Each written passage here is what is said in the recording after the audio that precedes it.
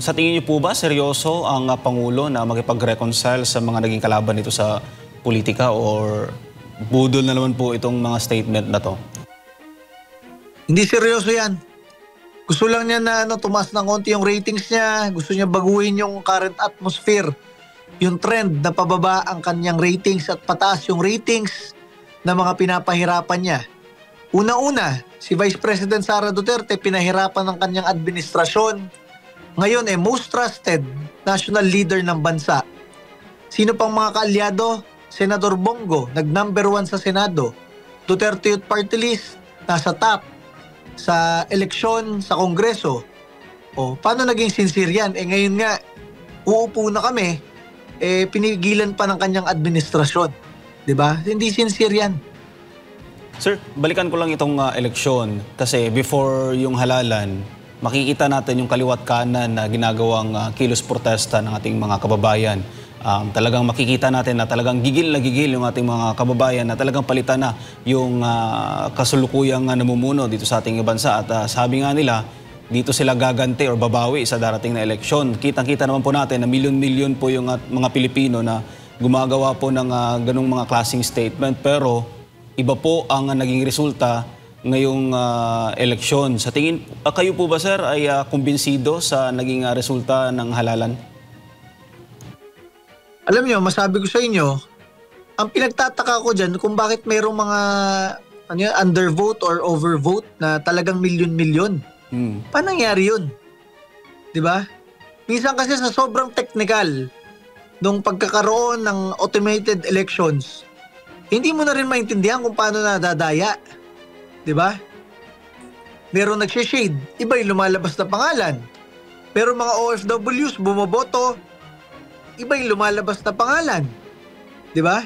Paano mo ma-account yung mga yon? Ang sasabihin ng COMELEC, sa dulo naman matatali yan. Paano mo pa mahahabol yung boto mo? Kung bumoto ka abroad, kung bumoto ka sa probinsya. So, dapat talaga merong dyan merong recourse para magkaroon ng manual recount yan. Kasi hindi pwedeng lang ang bilis nga. Bigla naman katulad nung gabi ng bilangan. Dumating 7 p.m., 7:30 p.m., 8 p.m., wala pa rin nangyayari. Nakaabang lahat, nakanganga lahat kung nagbibilangan na, walang nangyayari. Maya-maya, nagbilangan na, milyon-milyon na. Umabot na sa 26 million si Senador Bongo. Pagdating ng alas 2 ng umaga, madaling araw, naging 21 million uli yung 26 million. Bakit mayroong mga ganong pagkakataon na umaatras yung numero? Siyempre, dadagdag lang ng dadagdag yun. Ang labo Diba? So, paano mo matetesting at ma-account ng ayos yun? Kailangan talaga mayroong paraan na mag-manual vote, diba? Or gawing hybrid ban lang. Manual yung bilangan sa presinto, tapos yung pagpapadala na lang ang automated. Pero yung kung gusto bilangin at gusto i-verify ng mga botante yung tamang boto, tamang bilang, at kung sinong binoto nila, dapat may mga paraan sa ganun. Hindi sasabihin na, pasensya na, walang budget para sa manual, automated lang kasi tayo. Hindi pwede yun. Napakahalaga ng boto, di ba? Sinasabi, it is the sanctity of a vote, di ba? Kami nga, binoto ng 2 milyong Pilipino. Nasa na yung sanctity ng boto na yon? Hindi kami pinroklama kahit duly elected kami ng napakaraming Pilipino. Yan ang sinasabi natin Bakit may mga ganyan discretion, grave abuse of discretion ang COMELEC? Katulad nga nung isang nagsasalita yung Attorney Respicio, hindi ko naman kilala yun, napapanood ko lang. Sinasabi lang niya yung mga pwedeng mangyari na dapat hindi mangyari. So it is a precaution for COMELEC para matulungan ng COMELEC. Ano nangyari kay Attorney Respicio? Di katulad namin, nanalo pero suspended yung proclamation. So bakit mga ganyan ang pamamaraan ng ating COMELEC? Chairman, balikan ko ulit yung speech ng Pangulong Marcos. Natanong ho siya kung ano daw yung kanya mga realization sa naging resulta po ng botohan. At may kinalaman po sa administration slate yung tanong sa kanya ng broadcaster. Sabi niya, dalawa yung kanyang conclusion. And I quote, una, nagsawa na ang Pilipino sa politika, sawang-sawa na sa politika. Ang mensahe sa amin lahat, hindi lamang sa akin, kundi sa aming lahat, tama na yung pamumulitika ninyo at kami naman ang asikasuhin ninyo. End of quote. Anong masasabi mo doon, Chairman? Hindi naman mga Duterte yung namumulitika eh. Sila yung namumulitika unang-una pa lang. Kasi naisip na nila 2022 pa lang na gusto na nilang sila rin pamilya nila sa 2028. Sila na unang mamulitika. Talagang sawa-sawa na tayo mga Pilipino sa pamumulitika nila. 'Di ba? Yun nga kanilang spokesperson, wala na ibang binanggit kundi Duterte na lang ng Duterte. 'Di ba? Kung paano i-repel yung mga issue. So sila talaga ang namumulitika sa bansa at ngayon natikman nila ang konting hagupit ng taong bayan. Natalo ang kanilang pambato sa Zamboanga City, natalo ang kanilang pambato sa Davao City, natalo ang kanilang pambato sa Cebu Province at natalo ang kanilang pambato sa Maynila. Ibig sabihin, from Luzon, Visayas and Mindanao, talagang nagsawa na ang mga Pilipino sa pamumulitika ng administrasyong ito.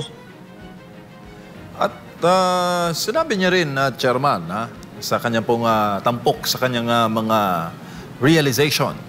Sabi niya, and I quote, disappointed yung tao sa serbisyo ng gobyerno. Hindi nila nararamdaman at masyadong mabagal ang galaw ng pagbubuo ng mga project na hindi pa nila maramdaman. Palagay ko, ang nangyari dyan dahil noong bago akong upo, sabi ko ayokong mangyari na business as usual. Anong masasabi mo doon, Chairman? Anong business as usual? Ang usapan nga sa gobyerno ngayon, puro proyekto na lang at pondo. Di ba? Ang sabi nga nung Congressman Toby Chanco, nangako ang mga taga-kongreso ng pondo kaya nagkaroon ng impeachment. Di ba? So, yung mga sinasabi niya, realization niya sa sarili niyang administrasyon. Pero yung kapag sinasabi niya na parang panlahatan to, hindi lang sa kanila lahat to. Nadala na ng Pangulong Duterte yung hinahanap ng bansa na tunay na pagbabago, laban sa mga kriminal, laban sa mga kurakot, laban sa mga masasama sa ating gobyerno. Sa inyong administrasyon, nagbabalikan ho And you did nothing but to tolerate them. Di ba? Kaya nga hindi maintindihan sino nagpapalakad sa gobyerno. Kayo ho ba o ang mga nakapalibot sa inyo? Di ba? Sir, anong masasabi mo dito sa nangyayari na iba yung sinasabi, iba naman ang nangyayari o ginagawa? Ano yan? Alam nyo, makapagbigay ako ng personal insights ko patungkol kay Pangulong Bongbong Marcos. Nung nalalapitan ko yan, ninong ko yan, mabait yan. Kaya lang dahil anak siya ng presidente at syempre lumaki abroad at syempre hindi naman naghirap sa buhay si Ninong Bong. Syempre ayaw niya ng mga stressful sa buhay. And normally pinapasa niya, dinedelegate niya sa mga nakapaligid sa kanya yung mga dapat gawin. Yan ang nangyari ngayon, di ba? Sabi nga mismo ni Senador Amy Marcos, ang nagpapatakbo sa gobyerno ay isang Romualdez at isang Araneta. So inamin mismo ng sister ng presidente, hindi ang presidente ang nagpapatakbo sa bansa. Sino bang binoto nating presidente? Yung asawa ba o yung pinsan? Siya ang binoto natin para siya ang mamuno at mag-create ng mga policies, direction at desisyon sa ating bansa. Hindi pwedeng i-delegate yon. So yan ang nangyayari. Lahat na nakapaligid sa kanya, kanya-kanya siyempreng isip kung paano na sila ang makakakuha ng mga pwesto, ng mga pondo at ng iba't ibang bagay dito sa gobyernong ito. So yan ang nagiging malaking problema ngayon, di ba? Nagkakaroon ng maraming faction kahit sila nga sa Malacanang. Ang balita natin, maraming faction, di ba? Madaming decision maker. Punta ka ba sa Office of the First Lady? Punta ka ba sa Office of the Special Assistant to the President? Punta ka ba sa Office of the Executive Secretary? Punta ka ba sa PMS? Punta ka ba sa Office of the Speaker? Hindi mo na maintindihan kung sino talaga nagde-desisyon sa bansang ito. Chairman, ano ang dating sa inyo nung sinabi po ni Congressman Toby Tiangco ng Navotas, no, na yung pagkabigo ng alyansa slate ay dahil nga doon sa isinulong na impeachment sa House of Representatives laban kay VP Sara, na ayon sa kanya wala naman daw Chairman, parang clamor, no, para papanagutin ang bise. At nabanggit rin ni Senator Panfilo Lacson sa mga balita ngayon na ito ng 2025 national budget ang pinakakorap daw ayon sa senador na pagkabuo ng pambansang pondo. Anong masasabi po ninyo doon, Chairman? Si Congressman Toby Tiangco po ang campaign manager ng Allianza Slate, Administration Slate. Member po noon si Senator Ping Lacson. Pagkatapos ng eleksyon, ganito na po ang kanilang mga statement. Diyan na kinabahan si Pangulong Bongbong Marcos kaya bigla na lang nagbibigay ng mga realization at nagpapakumbaba kunwari. Bakit?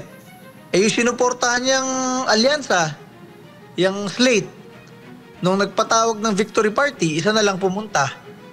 Tapos ngayon, isang senador, Senador Panfilo Lacson, binabanata na agad na pinakakurap ang budget ngayon ng administrasyong ito. Tapos si Congressman Toby Tiangco, sinisisi rin yung ibang faction sa administrasyong ito, yung kay na Speaker Martin Romualdez. So, yung presidente na nagtiwala sa mga nakapalibot sa kanya na sila ang tutulong sa pagpapatakbo ng gobyerno, nagtuturuan na kung bakit nagkakapalpakan ng gobyernong ito. Kaya ganyan, nagkakaroon siya bigla ng realizations.